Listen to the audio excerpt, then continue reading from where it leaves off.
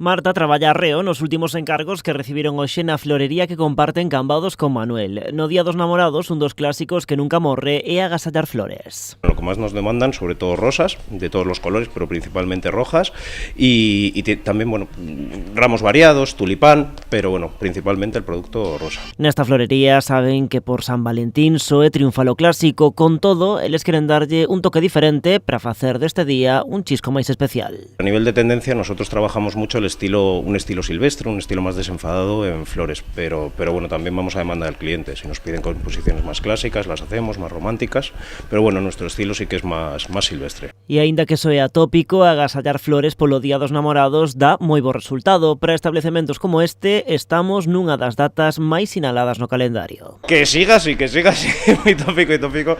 A ver, sí, entiendo que sí, en San Valentín, pues sí, las flores, los bombones, los peluches, el vino, sí, o sea, creo que no pasa de moda. Nosotros sigue siendo un día grande, con el Día de la Madre y demás, es de las campañas más importantes del año.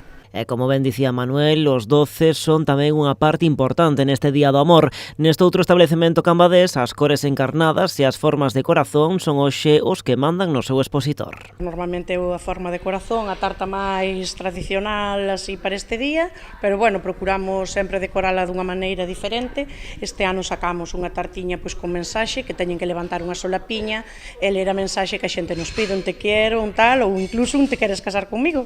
Vanessa, explícanos que entre o máis demandado están as tartas pequenas para compartir ou galletas con mensaxes. Con todo, aquí tamén hai lugar a innovación, por exemplo, agasallando un delicioso almorzo ao noso namorado ou namorada á primeira hora da mañá. Os almorzos van completos, normalmente levan zume natural, galletas, o bizcoito que facemos aquí, bueno, un variadiño de todo, bollería fresca e tamén cousiñas que aguanten a largo do día, porque tampouco é algo que se vai a comer todo nun día.